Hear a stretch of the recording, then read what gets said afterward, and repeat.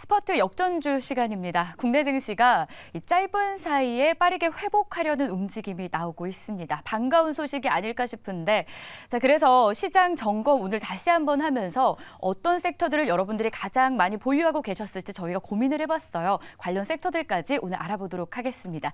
두 분 모셨습니다. 벤자민 투자연구소의 신일섭 소장, 레몬리서치 김민수 대표입니다. 어서 오십시오. 네, 안녕하세요. 네, 반갑습니다. 현구간 1시 47분 지나가고 있는데요. 코스피는 1%가량의 하락세를, 코스닥은 0.7% 마이너스 구간에서 거래를 이어가고 있습니다. 자, 그렇다면 오늘 장의 하락, 사실 개장만 하더라도, 오전장만 하더라도 많이들 고민이 있었을 시장이에요. 오후에 좀 회복해 줄 걸 아무도 몰랐기 때문이겠죠. 이 흐름이 마지막까지 이어가길 바라면서 과연 오늘 장에선 어떤 게 가장 큰 이슈가 되고 있는지, 시장에 조금 무거운 요소가 되었었는지 확인해 보도록 하겠습니다. 아무래도 연준 의장들의 발언이 아닐까 싶고요. 그 가운데 파월 의장의 발언이었습니다.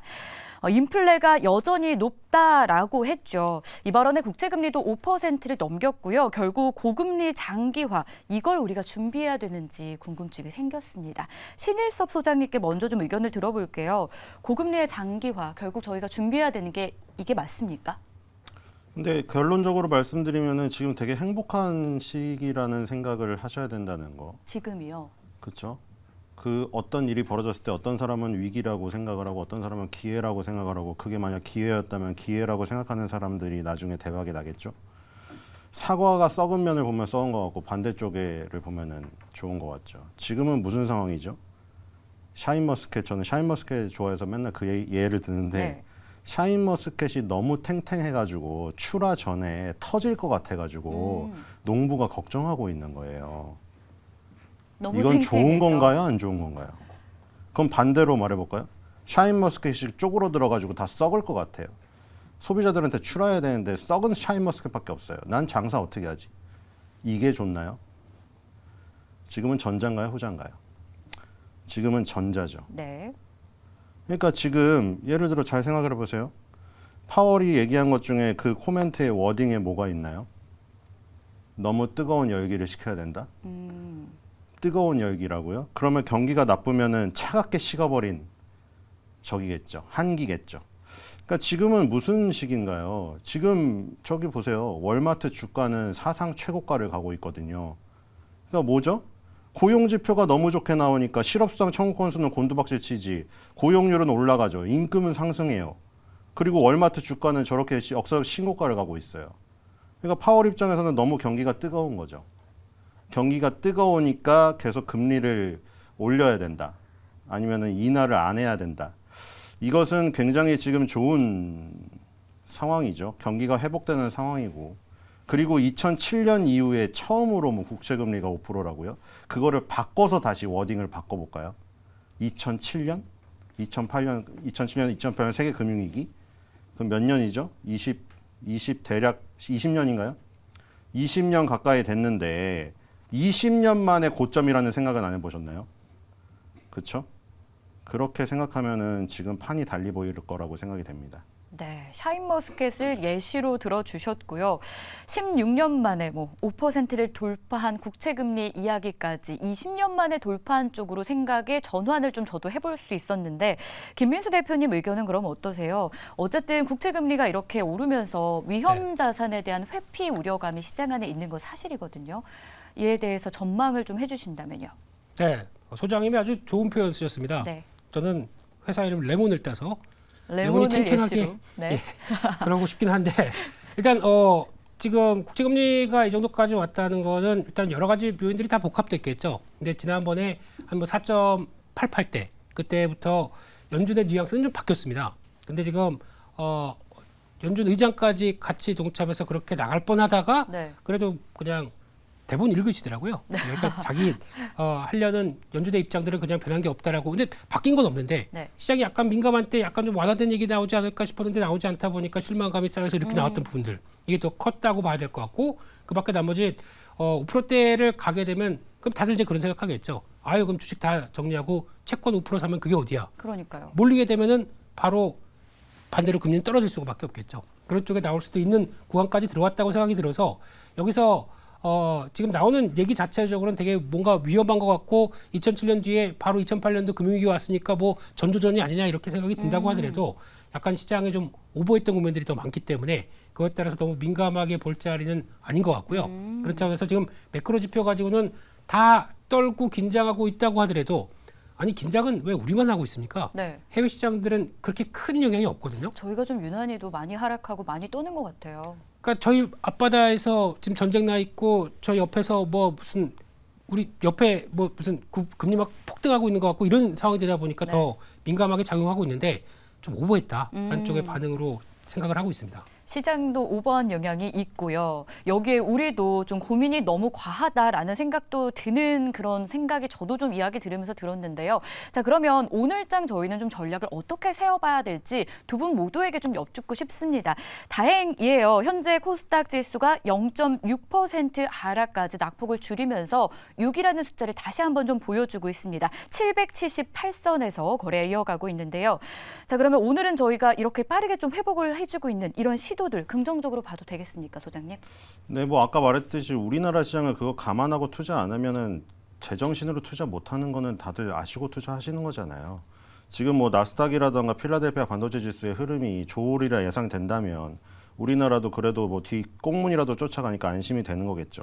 지금 나스닥이랑 필라델피아 반도체 지수는 제가 봤을 때 지금 10개월 선에 눌림목을 주고 다시 상승 N자를 그리려는 그 부분이기 때문에 거기서는 걱정을 안 하셔도 될 것 같고, 그럼 우리가 뭐 올라오는가 보면 되겠죠. 지금 코스피는 전기전자에서 삼성전자랑 SK 하이닉스가 올라오고 있네요. 서비스업에서 일부분 뭐 올라오고 있고 셀트리온 쪽 올라오고 있습니다. 근데 코스닥의 반등이 더욱더 좀 극적이죠. 지금 반도체 부분이 강하게 올라오고 있죠. 그 다음에 제약 부분이 있고요. 지금 이런 쪽이 지금 강세라는 거를 보시고, 뭐 테마주를 원하시는 분은 테마주가 이 상황에도 테마는 많아요. 이거 쫓아가시면 지금 네. 뭐 구충제도 오르고 있지, 시엘가스, 무슨 면역 항암제 뭐 다 오르고 있어요. 그래서 이런 거를 택하시는 분은 또 테마를 쫓아가시면 되는데, 우리가 계속 거시적인 것부터 큰 흐름을 보다 보니까 지금 거래소도 그렇고 지금 코스닥도 그렇고 반도체, 그리고 반도체 소부장 이런 쪽이 지금 강세를 보이고 있네요. 그리고 제약이 일부 강세를 보이고 있고, 이런 쪽이 결국에는 그 반전을 주도하는 쪽으로 지금 생각이 되고요. 그래서 반도체 쪽에서 노려보시면 되는데, 조금 디테일하게 얘기를 드리면 네. 지금까지 삼성전자, SK 하이닉스 중에 SK 하이닉스가 강했거든요. 그렇죠? HBM 쪽 엔비디아를 먼저 선점하면서 네. 지금 오늘 보니까 약간의 변화가 있거든요. 예를 들어 전공정단에서 레이저 어닐링이 있고 고압 수소 어닐링이 있잖아요. 거기서 SK 하이닉스 벤더보다는 삼성전자 벤더가 강하게 움직이고 있어요. 예를 들어서 지금 레이저 어닐링 쪽에서 DIT가 5.25% 하락을 하고 있는 반면에 삼성전자 쪽인 이오테크닉스는 1.51 상승을 하고 있고요. 고압 수소 어닐링 쪽에서는 HPSP가 1.65% 상승하고 EST가 2.35 상승하는데, 이쪽은 저기네요. 또 EST가 지금 뭐 SK 하이닉스의 알파 테스트를 받았다. 근데 HPSP가 찍어 누르고 있죠, 특허로. 근데 여기서도 지금 EST가 하락을 지난달에 강하게 맞은 것보다는 HPSP가 강합니다. 물론 HPSP는 TSMC 벤더긴 하지만, 그래서 여기서 보자면 뭐 하나 더 보죠. 주성 엔지니어링은 SK 하이닉스 쪽 증착 장비고요. 원익 IPS는 삼성전자 쪽 증착 장비입니다. 근데 원익 IPS가 오늘 더 강하죠. 지금까지는 주성 엔지니어링의 원익 IPS를 압도했어요. 근데 약간 이런 변화가 나타나고 있다는 거죠. 그동안 뒤처졌던 삼성전자, 그리고 삼성전자 벤더, 이쪽이 강하게 움직이니까 이쪽을 공략해 보시면 좋을 것 같습니다. 공략해야 될 반도체까지 간략하게 설명을 드렸는데요. 저희가 잠시 후 좀 섹터에서 구체적으로 다뤄드리도록 하겠고요. 사실 워낙 이 쏠림이 심했던 시장을 저희가 두어 달 정도 또 보냈다 보니까 그에 따라서 지금 시장의 조정이 좀 자연스러운 현상이다라는 어떤 시청자의 의견도 올라오고 있어요. 김민수 대표님은 이런 상황에서 전략 어떻게 세워야 된다고 보세요? 두 번 자연스럽다가 죽어버릴 것 같습니다. 너무 힘들게. 아프니까요. 네, 큰 조정폭, 특히 코스닥 같은 경우도 코스피도 마찬가지겠지만 네. 3일 사이에 100포인트 빠질 정도면 뭐 얘기는 다 했겠죠. 근데 지금 나오고 있는 상황 쪽에서 아까 말씀드렸던 것처럼 매크로 지표가 뭐 이거 가면 죽어 뭐 이런 식으로 좀 극단적으로 생각하다 보니까 나왔던 변화가 더 크다고 생각하게 되면 지금은 그걸 이제 받아들이는 과정과 함께 적어도 좀 과했던 갭락 떨어진 다음에 그렇게 밀어버리는 건 좀 심했지 않습니까? 네. 그럼 그에 따른 변화가 좀 들어온다라는 자리로 보면서 기술적 반등은 나와야 되는데, 근데 이런 자리 쪽에서 조금 좀 그 반등이 세게 못 나오게 저지하는 쪽이 외국인들의 움직임인 것 같습니다. 지금 보게 되면은 좀 풀어져서 약간 탄력 받게 해서 한 2,390, 2,400까지 들어오면 모르겠는데 네. 외국인들은 계속 선물로 누리고 있네요. 맞아요. 그런 쪽으로 봤었을 때는 아직까지는 기대감은 높은데 시장이 또 그렇게 빠르게 들어오진 못하는데 조금 있다가 한 2시 넘어서 그래도 이 부분이 좀 변화가 돼서 움직임이 나오게 되면 그래도 낙폭은 많이 줄이지 않을까 네. 하는 쪽으로 포인트를 삼아야 될 것 같습니다. 선물 쪽에서 지금 2,600 계약 정도 확인이 되고 있어요. 매도하고 있거든요. 이게 좀 2시 구간 지나면서 완화될지 여부를 좀 지켜봐야겠습니다. 왜냐하면 그동안 너무 많이 매도 물량만 쌓여있는 선물 쪽이었었거든요. 그래서 이 부분의 완화도 굉장히 중요한 지수 상승의 포인트가 되지 않을까라는 생각이 드는데요. 자, 그러면 이렇게 해서 두 분께 오늘의 가장 주요한 이슈들과 함께 전략을 세워봤습니다. 그러면 조금 더 깊이 있게 들어가서 어떤 섹터들 여러분들이 궁금해하시고 전략이 필요한지 섹터 질문으로 넘어가 볼게요. 저희가 3개 섹터를 준비했어요. 어떻게 보면 여러분들이 가장 많이 물려 계시지 않을까라는 생각이 드는데 첫 번째 섹터 2차 전지 점검해 보겠습니다. 잘 나가던 테슬라가 급정거를 하면서 2차 전지주도 사실 동반 약세를 좀 보였었죠. 2차 전지를 보유하고 계신 분들이 많아진 올 한 해였고요. 관련주 조정은 고민도 깊어지게 했습니다. 특히 현재 우리가 처한 고금리 상황, 여기서 이자율이 계속 높아지면 이 소비자들은 자동차 구입을 망설이게 될 거고 뭐 전기차 수요에 대한 우려감까지 더해지고 있는 상황입니다. 이런 하락세 탓에 LG화학, 삼성 SDI, LNF 등은 신저가도 갈아치운 이번 주를 보냈는데요. 현 구간에서 관련 종목들, 이 섹터 저희가 어떻게 대응해야 되는지 잠시 후 점검해 드리도록 하겠습니다. 자, 이어서 두 번째 섹터는 역시나 반도체 안 볼 수가 없겠죠. 삼성전자의 긍정적인 잠정 실적을 최근에 확인했고요. SK하이닉스도 선방할 것이다라는 실적 전망 속에 반도체주가 살아나는 듯 했습니다만 미국의 중국 반도체 수출 규제라는 신규 악재로 잠시 주춤하고 있습니다. 그럼에도 여전히 반도체 업황의 회복이 생각보다 빠를 것이다라는 전망이 지배적이고요. 오늘같이 약한 시장 안에서도 반도체주가 낙폭이 크지 않은 약 보합권 수준에서 거래를 이어가면서 선방한다는 평가도 오늘 나오고 있어요. 삼성전자, SK하이닉스도 그렇게 많이 하락하지 않는 구간에서 0.5%, SK하이닉스는 상승으로 빨간불 전환이 됐네요. 0.2% 오름권역을 보여주고 있는데요. 그렇게 좋다라고 하는 반도체, 과연 주가는 언제쯤 따라오게 되는 것인지 확인해 보도록 하겠습니다. 자, 이어서 마지막 섹터는 로봇과 AI입니다. 올 하반기 주도주로 꼽혔던 로봇주였죠. IPO 최대어였던 두산 로보틱스 상장 이후 주가가 25%나 두산 로보틱스는 떨어졌고요. 그 밖에 레인보우 로보틱스, 뉴로메카, T-로보틱스 등 다른 로봇주도 좀 추락하는 모습이 나왔는데요. 증권가에서는 두산 로보틱스 상장 이벤트가 소멸된 데다가 당분간 뚜렷한 모멘텀 찾기가 어렵다라는 전망을 내놓고 있습니다. 어떻게 저희가 투자를 방향을 세워야 되는지 이 역시도 점검해 보도록 하겠습니다. 자, 그럼 첫 번째 2차 전지 섹터부터 확인을 좀 해볼까요?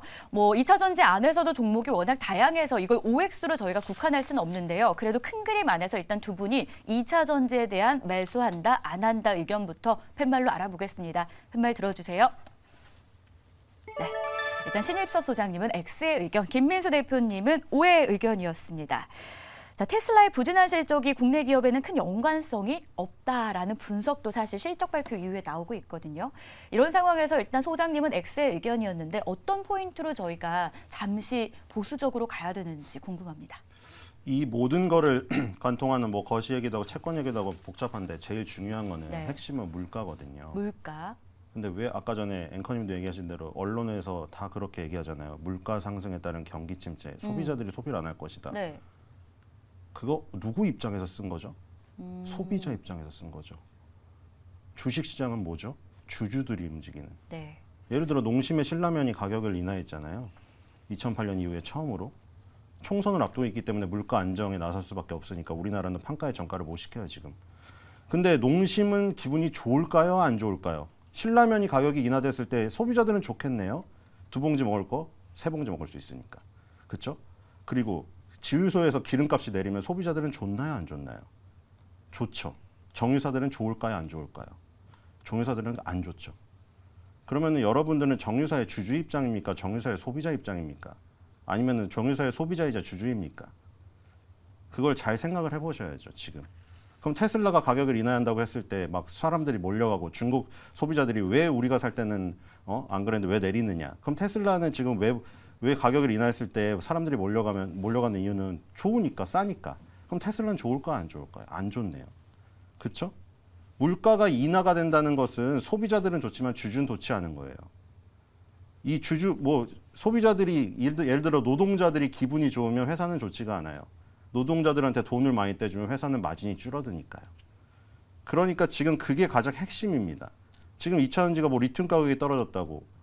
그러니까 우리가 방산시장에 도배를 구하러 갔을 때 그날그날의 가격이 있고 예를 들어 그 도매업자 같은 경우에는 뭐 한 달, 두 달 해서 가격이 정해진 가격으로 크게 떼오잖아요.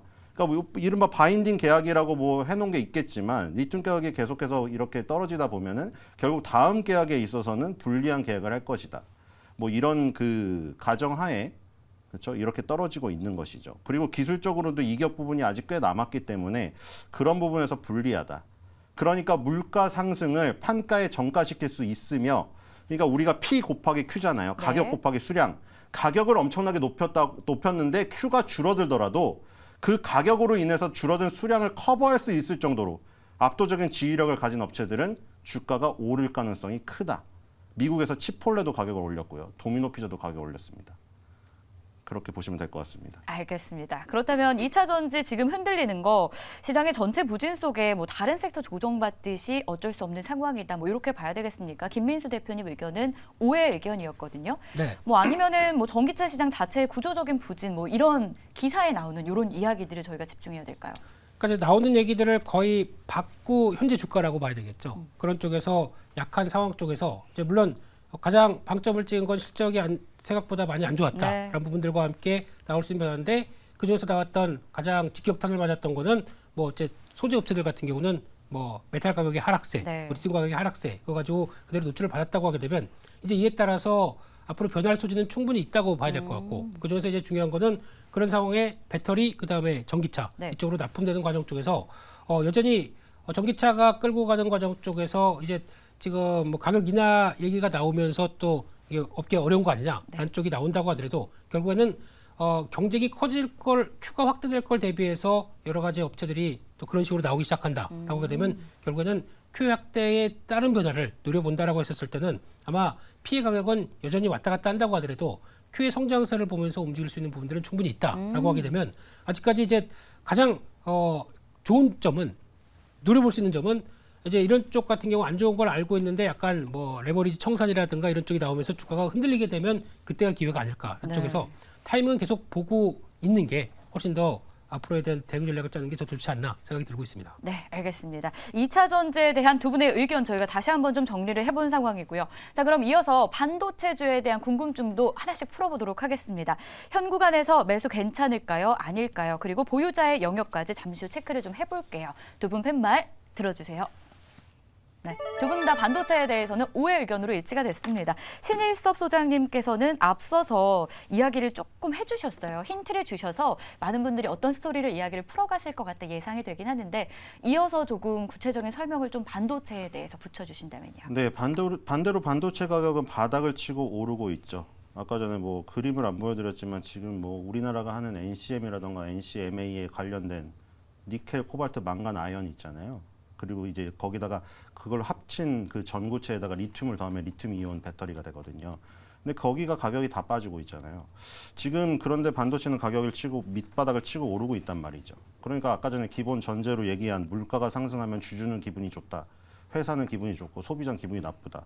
거기에 부합하는 업종이라고 생각이 되고 그리고 여기서 이제 뭐 샤인머스켓 농장 얘기를 많이 드렸는데 후공정에 그러니까 포장하고 벌레 있는지 검사하고 포장하는 쪽이 지금 굉장히 강세를 띄었죠. 그래서 그쪽에 장비주가 엄청나게 갖고 그 대표주가 이제 한미반도체라는 장비주였고 이 앞단에도 이제 전공정은 그러면 어떻게 됐느냐?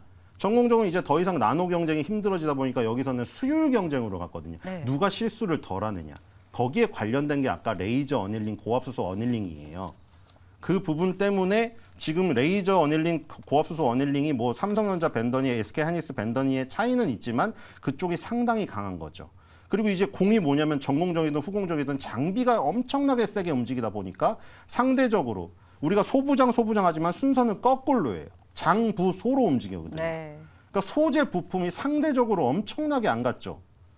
예를 들어서 맨 마지막에 테스트할 때 필요한 소켓을 만드는 리노핀이라는 대표 제품을 갖고 있는 리노공업 같은 경우에는 잘 많이 움직이지 않잖아요. 장비주들만큼. 근데 그런 것들도 이제 차차차차 회복이 될 거니까 먼 그 어떤 호흡으로 가져가면 되는 것이고, 물론 솔브레인 같은 소재업체도 조금씩 움직이고 있더라고요. 용액이라든가 가스.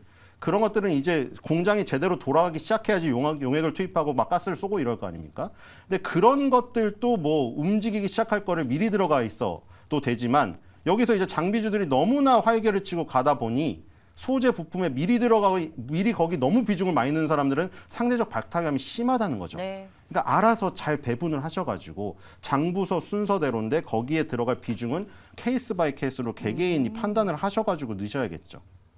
알겠습니다. 소부장보다는 장부소. 순서가 장부소로 우리가 똑같습니다. 우리가 네. 이사를 갔는데 네. 냉장고를 먼저 사오겠죠. 장비를.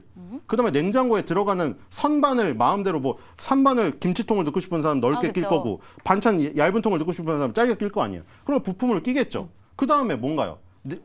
코드를 꽂으면 냉매가 돌아가면서 소재죠. 그런 식으로 가게 되는 겁니다. 그리고 냉장고는 10년, 20년 만에 하나 바꾸죠. 네. 장비가 그런 거예요.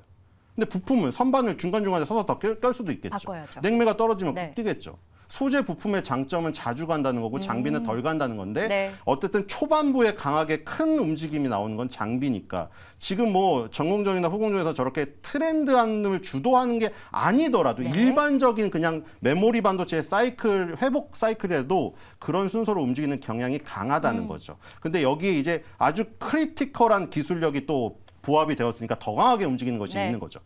알겠습니다. 이렇게 해서 어느 쪽을 저희가 봐야 되는지 반도체 안에서도 봐야 될 부분들을 좀 순서 있게 확인을 해봤는데, 김민수 대표님께도 질문을 좀 드릴게요. HBM 관련한 성장 기대감 정말 크잖아요. 네. 근데 반도체 주가가 이 성장 폭발 기대감만큼 따라오지 못하고 있어서 고민도 있습니다. 네. 저희가 반도체 하면 이것만은 꼭 알아야 된다. 무엇일까요? 일단 뭐 사이클이죠. 사이클. 네. 사이클 쪽에서 이제 벗어나고, 그러니까 가장 먼저 안 좋으니까 메이커들이 감산했고, 그러면 가격이 이제 올라오기 시작하는 네. 거죠. 그게 지금 확인되는 과정 쪽에서 이제 중요한 거는, 그러면 수요가 충분히 붙느냐, 수요가 붙어줘서 그 다음에 가격까지 올라오는 것과 함께 살아나기 시작하게 되면 물론 빨리 주세요. 그러면 오케이, 가격도 올라온 김에 생산량 다시 정상화되기 시작하겠죠. 그런 국면들이 언제쯤 들어오느냐라고 봤었을 때 나오는 수요들이 이제 부진했던 모바일 쪽, 이쪽도 이제 중국부터 조금씩 살아나기 시작하는 분위기고요. 그와 함께 PC 쪽도 가장 늦다고 봤었는데, 이쪽에 뭐 데리나 레노버 같은 경우도 이제 조금씩 내년에 대한 분위기가 바뀌고 있고, 그를 알 수 있는 대만 업체들이 벌써 내년에 대한 예고들을 조금씩 더 긍정적으로 보여주고 있다. 그러면 이런 변화들이 같이 맞물렸을 때 내년을 바라보는 쪽은, 지금까지는 방향은 맞겠지만 속도가 언제 되느냐, 그래서 빠르면 올해 말 아니면 또 올해 하반기 뭐 상반기 그랬는데 약간 연장은 된다고 하더라도 이 분위기는 계속 시장에 맞는 변화가 아닐까 싶게 되면은 여전히 관심 있게 봐야 되겠죠.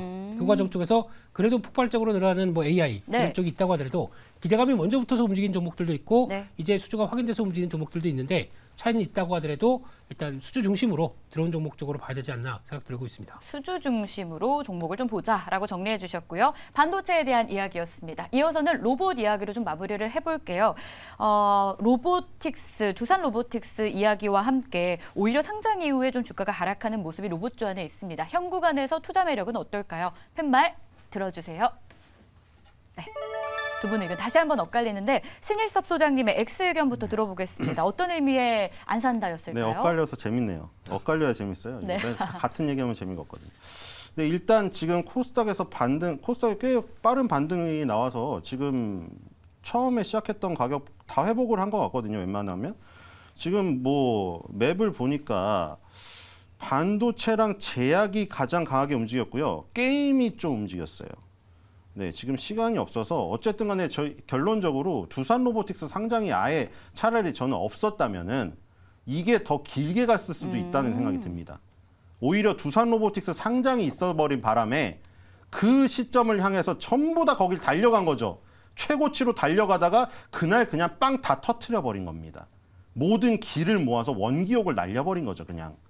그러다 보니까 거기서 빵 터지고 나니까 이제 기대감으로 지금 올랐던 것들이, 그럼 너네가 이제 실적을 보여줘 했는데 없는 거죠. 너무 다 빨리 땡겨서 다 올라버린 거예요. 그렇기 때문에 지금 같은 경우에 그 후유증이 내년 상반기까지도 갈 가능성이 있다.